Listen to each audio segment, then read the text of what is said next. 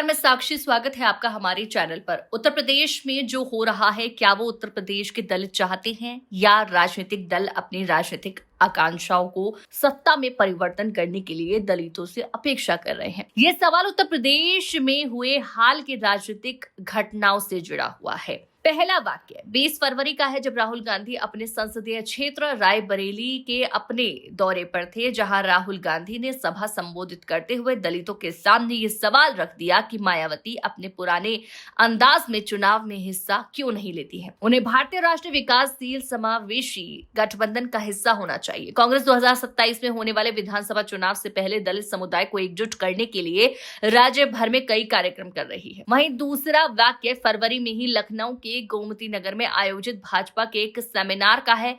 Samajwadi party के द्वारा PDA के खिलाफ भाजपा दलित युवाओं और बुद्धिजीवियों से जुड़ने के मिशन पर समुदाय की सोच को आकार देने और मतदान व्यवहार को परिवर्तित करने के लिए सामाजिक न्याय नाम से सेमिनार का आयोजन किया है। यह आयोजन भाजपा के राज्य सचिव धर्मपाल सिंह के संरक्षण में आयोजित हुआ है। इस सेमिनार में दलित छात्रों, शिक्षक, प्रोफेसर को आमंत्रित किया गया था। इससे भाजपा शिक्षित दलित समाज को अपने पाले में खींचना चाहती थी। दलितों में पैठ बनाने की प्रतिद्वंदी पार्टियों की मुहिम का मुकाबला करने के लिए मायावती ने अपने समर्थकों को आगाह करते हुए कहा कि भाजपा, सपा और कांग्रेस की चाल, चरित्र और चेहरा हमेशा डॉक्टर अंबेडकर का घोर विरोधी रहा है। बसपा के यूपी इकाई के अध्यक्ष विश्वनाथ पाल ने कहा, पार्टी समर्थकों को भाजपा, सपा और कांग्रेस की चाल के साथ साथ बसपा को आदर्शों के बारे में बताने के लिए विधानसभा क्षेत्रों में कैडर कैंप आयोजित किए जा रहे हैं। पार्टी के वरिष्ठ नेताओं और युवाओं को पार्टी के संस्थापक काशीराम और पार्टी प्रमुख के संघर्ष से अवगत कराने के लिए शिविरों में भाग लेने के लिए निर्देशित किया गया है।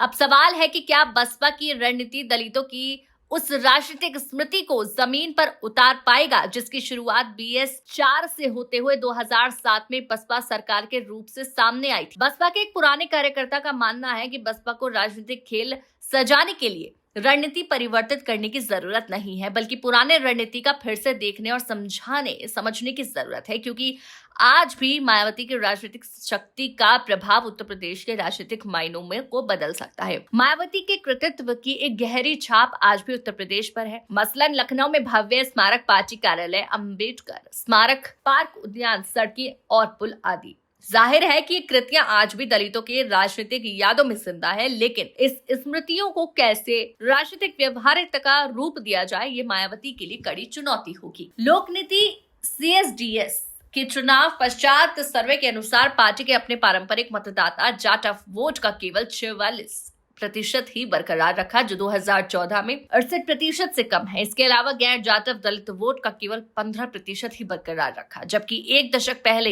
ये 30% था।